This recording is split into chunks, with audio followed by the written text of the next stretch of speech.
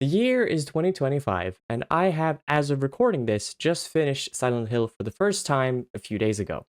And I have a lot of things to say about the game, so unlike the hills, I will not be silent. You hear me? Big Hill will not silence me. So who am I? Well, I'm some dude you don't know, and I go by the name Seaward. I like video games, and I like you for giving this video a chance.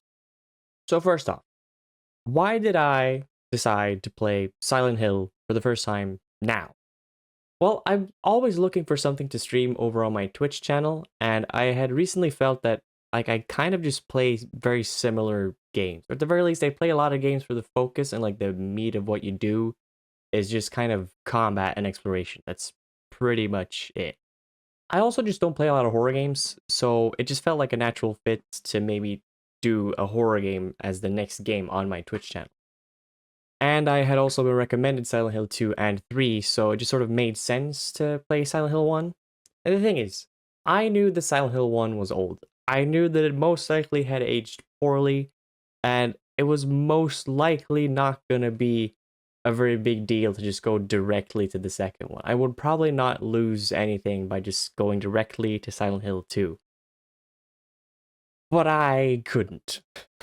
I just have to start a franchise in order of release. That's just sort of how I work. I cannot skip seasons. I cannot skip a movie in a franchise. I have to see everything. I have to experience everything, which is why I will never watch One Piece and never play a Final Fantasy. And for a franchise that's called Final Fantasy, it sure does seem to have a hard time figuring out when to be the final one. And why start with the Final Fantasy? What did the 457th fantasy look like?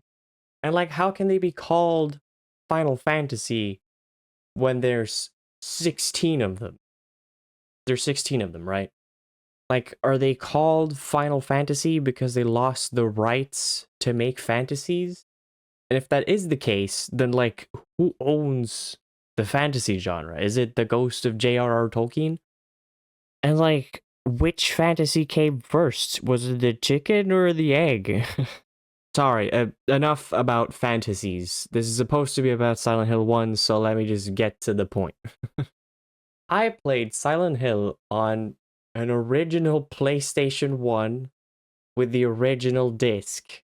It was a real chore to find, but yes, I really did play it on original hardware. On an entirely unrelated note, I hear Sea of Thieves is getting a new update. Pretty cool. And my original PlayStation 1 is also a limited edition future-proof machine. So I could use my new controllers for that machine. It's a really cool feature. Why did they stop doing that? I don't know. I tried at first to play with my Xbox controller, but I absolutely had to swap to my PlayStation controller when I realized that the game was D-pad only. Because the Xbox D-pad is just categorically the worst D-pad I've ever used. I seriously don't think they want you to use the D-pad on Xbox controllers because they're just horrible. They're actually horrible and deplorable. I don't even know if it's gonna come across on the capture. But listen to this. You can probably hear a little bit of that. But it's awful. It's too clicky. It's not smooth. It's awful to use. So I had to swap to my PlayStation controller. So just imagine a whole playthrough of that. I would rather be strung up to the ceiling by the balls than play 5 minutes with that fucking D-pad. Nevertheless, as soon as I'd swapped over to my PlayStation 5 controller, things went on a lot more smoothly, and all I had to do was just sort of get used to using the D-pad. It was a little awkward getting used to the D-pad, but it wasn't that big of a deal. It's just the D-pad. Now, the first thing that hit me when I started playing the game was just how weirdly comfy the atmosphere was. The fog coupled with the snow or ash, as I've been told that it actually is, really reminded me of those winter mornings when the first snow had arrived. And on top of this, I just really love the way that old games look. I just love the the way that like when it's trying to emulate reality, and so you're like your mind has to fill in the blanks on what it's supposed to be that you're looking at. Like it's sort of like looking through a memory. Like it's foggy for sure, but you can like still make out a pretty clear picture. Now, the thing that I would say has probably aged the worst is the combat. Fending off the dogs that didn't go to heaven, pterodactyls, zombified hospital staff, the Wookiees that escaped Disney's facilities, cockroaches hungry for toes, Mark Zuckerbergs, and worst of all, children, was not a very pleasant experience. On the one hand, I do think it's a kind of good thing that the combat is actually kind of janky, because it really adds to you feeling disempowered because you're not as much in control. And so it just makes the dread and the anxiety like shoot up a little bit more, which is really important for horror games. But then counter argument, I kind of feel like you should probably make the player less powerful through the mechanics of the game and not through the controls, because frustrated controls makes you more frustrated. it's it's crazy, I know, but that's just sort of how it works. Luckily, though, the combat is not too involved, so it's really not that big of a deal that it's a little janky. The game does not expect much from you, so it's totally fine. I also just found plenty of healing items during my playthrough, so it was no problem at all healing through any eventual hiccups. Like, it was at a certain point where, like, I had enough healing drinks and first aid kits to basically roleplay as a damn pharmacy. And for added context, in case anyone wants to know, I was playing the game on normal difficulty. And dealing enough damage was not a problem at all either. Like, I ended up missing the rifle entirely, so I just had to make do with the pistol and the shotgun, and I guess the melee weapons too. But that was, like, no sweat. As it turns out, the unspeakable horrors of the underworld are really weak to lead poisoning. Also, before I move on from the combat and move into the next part of the video, I have to mention Harry's incredible knife stance. Harry is totally approachable, totally standard man. You could attack him from any angle. Wouldn't really be that big of a deal, I'd imagine. Haven't stabbed people before. But now watch this. Undefeatable. This man cannot be approached. Totally neutral, totally average. Anyone can take him out. Unkillable. Totally safe. Just your average Joe. Run. As far as what my favorite part of the game was, I definitely think it was the school section. I feel like the game very neatly built up to it, because you start out playing the game in this like very open and free sort of environment. It's very bright. It's not too difficult to run away from enemies either. But then once you've unlocked the door with like the 3 keyholes or whatever, it first takes away the light from you because it just makes everything pitch black. And then once you get to the school, it becomes like this very cramped level design with all these tight corridors and small classrooms, which is very different compared to the vast openness of the streets you were just running around in. Basically, the game locks you in a dark elevator. And just when you thought going back to school could not get any worse, you encounter the worst part about it. There's children. Uh-oh. Child. Stay away from the child. In a lot of these rooms and corridors, you find children with what looks like knives, so I guess we must just be in like a culinary school or something? They also for some reason feel like it's necessary to taste test my legs, which clearly means they have a different palate compared to Gordon Ramsay, because like my legs are raw as fuck. After having learned that enemies will have a harder time spotting you in the dark, I began walking around the children like it was the beginning of COVID. Social distancing not just to avoid sickness, but also because they're children. God, why did I write such a long sentence into my script that's gonna be impossible to remember? It was also in these dark rooms that I learned that you cannot like pick up items or check the map if you have your lights off. You have to have your lights on to do that, which is fucking brilliant and so simple and so cool, because it just makes these moments where I want to turn on Harry's headlights because I want to like do shit, but there's kids in the room and they are very scared of nightlights and will come for my legs again. So there's like this balance of like, okay, maybe I'll leave and check my map and then come back later, or like I plan my escape route to the door before I turn on my lights because I'm like, okay, I gotta get out of here. I would also say that the school section had some pretty cool puzzles that weren't too challenging, at least in my opinion. It's fucking mega smart brain, what can I say? But they were very satisfying to figure out. In particular, I do think they made the piano puzzle quite well because all of the keys that matter for solving the puzzle make a very specific sound, so you can like automatically infer that all the other keys that make a different sound like don't matter for the puzzle. And then as far as deducing what order to press the keys in was also pretty fun, and there were a lot of puzzles throughout my entire playthrough where I whipped out a pen and paper to like try and solve the puzzle. Like it was really not necessary because they're not that complex. It's not rocket science, but I like doing it, so it was fun. But my favorite moment of solving a puzzle in this game was definitely the fight with the thing that splits its head open. I have a clip on my channel of my live reaction putting the pieces together, and I think it speaks for itself. Wait a minute! Dude, hold on! It is certainly a puzzle that I could have easily fucked up by not reading the book. But I did read the book, so therefore I did solve the puzzle.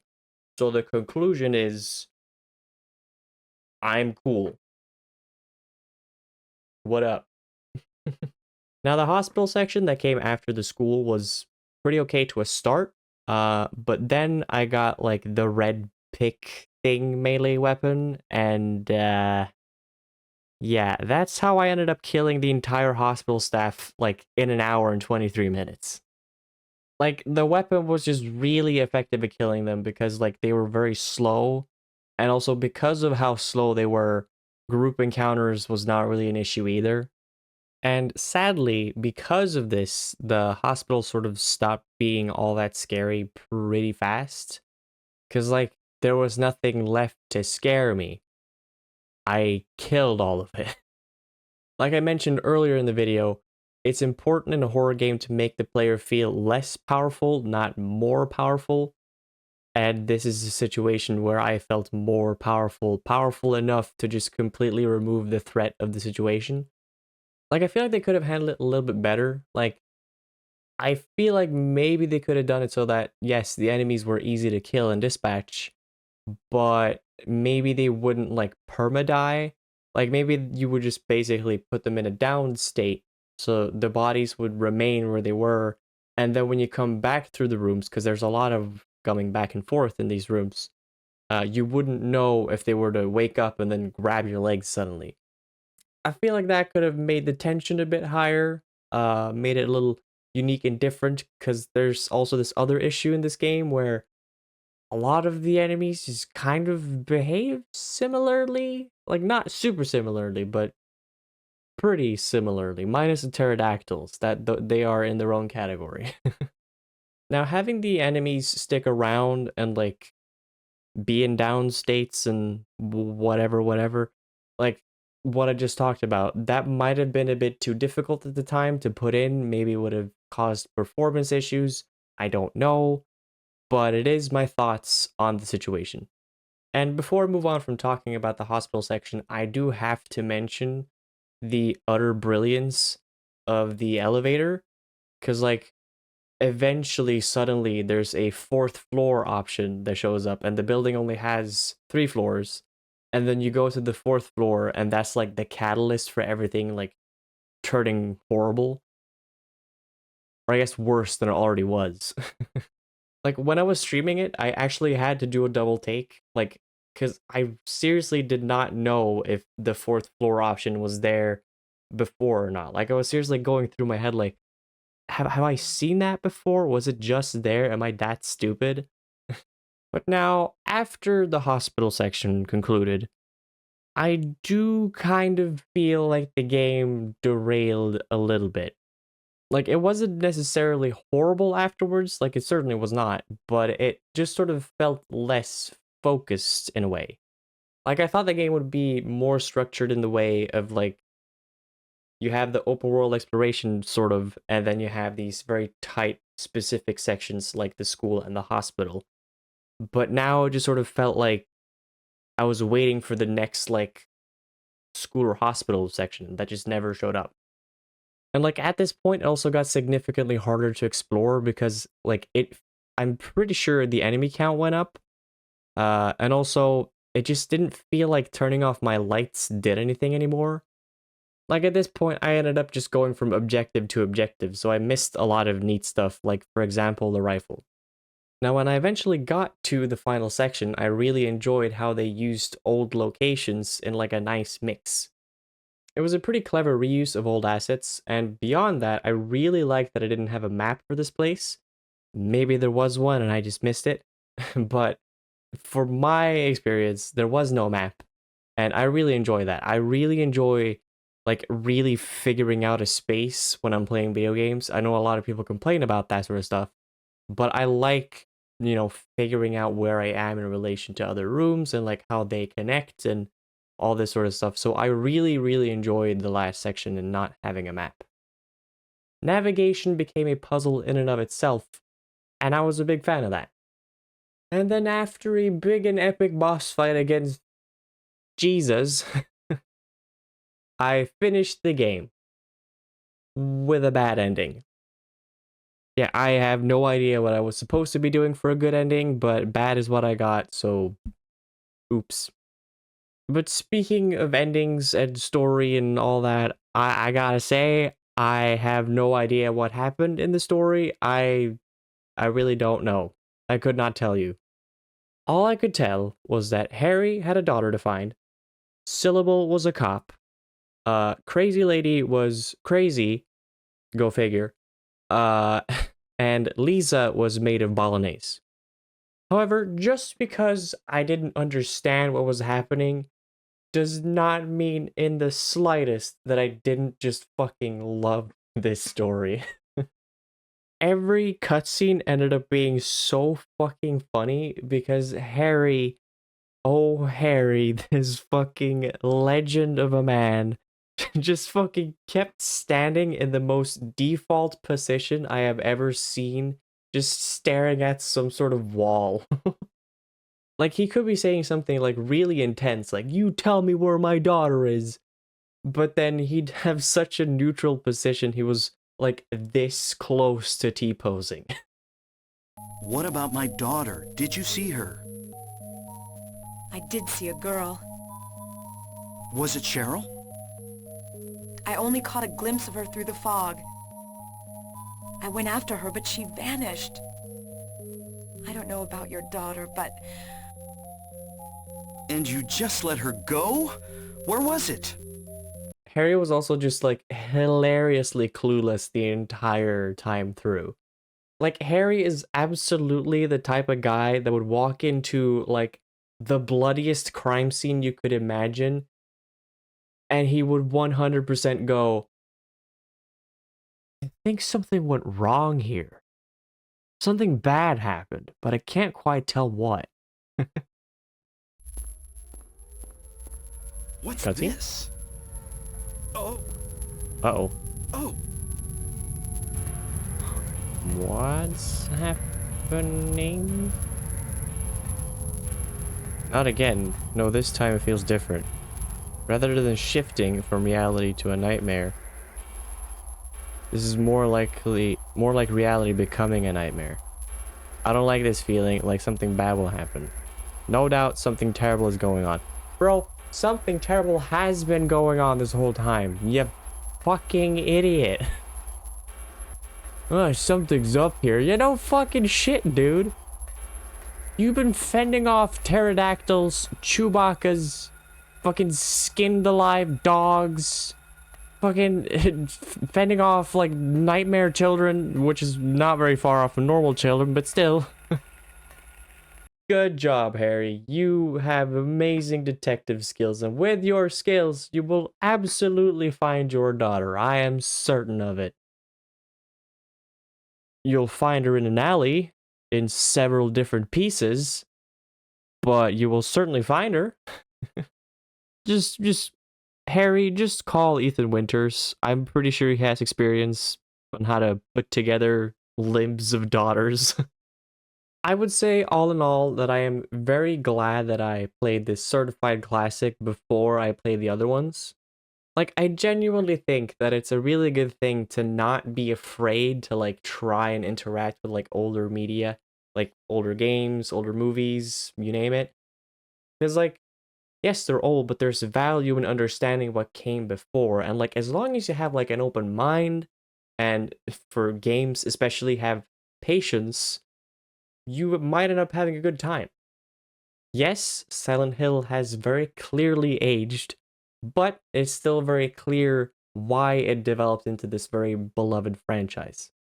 I am actively trying to purchase another limited edition future-proof PlayStation 2 so that I can play Silent Hill 2, and if you would like a video on that, let me know in the comments down below.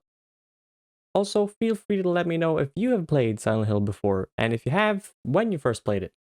I have nothing better to do, so I will absolutely read your comments. And before I end this video, I would be fucking stupid not to mention my Twitch channel, XSeawordX. Although it's technically just pronounced C-word, but I couldn't get that because some fucking other asshole decided to fucking do that name as well. I should really have it. I am the most C-word of them all, but whatever, who cares? I streamed all of my Silent Hill playthrough on there, and I will do the same thing for Silent Hill 2 and 3, so come join if you want to. It's usually a lot of fun, and I stream 3 times a week, Monday, Tuesday, and Wednesday, 6 p.m. to 8 p.m. Swedish time. I'd love to see you there if you can catch a stream, and it's the closest I will ever get to regularly scheduled content. But now we've finally reached the end of this video, so I hope you all have a wonderful evening, morning, day, night, whatever it might be, wherever you might be, and I hope to see you all some other time.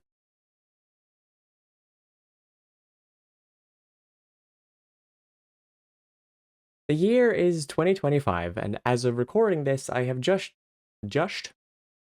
Am I Sean Connery just now? What happened? Come on. Get it together.